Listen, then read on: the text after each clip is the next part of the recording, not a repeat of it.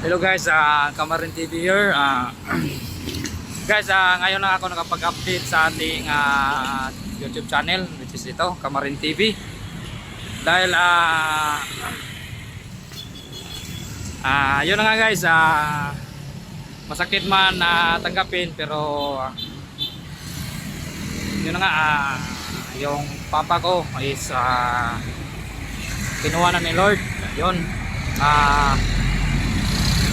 isa yun sa rason na hindi ako nakapag-update sa vlog natin dahil ako yung isa ko sa nagbantay sa ospital.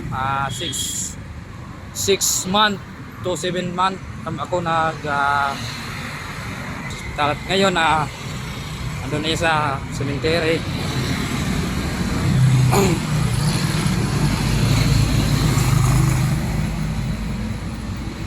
So yun na nga guys, sa ngayon sana ang mga solid supporter ko dyan tuloy pa rin kayo sa support dahil gagawin natin ang lahat para makatulong sa iba, which is yung previous content natin.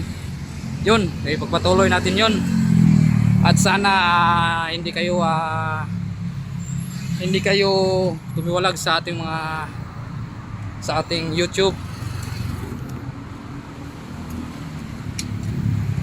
Dahil guys, kayo ang lakas ko dito. Hindi ko to makukuha na award kung wala kayo. Which is para sa inyo tong lahat, itong award na to. Sorry lang at hindi ako nakapag-update sa tagal na panahon, mga 7 months ata.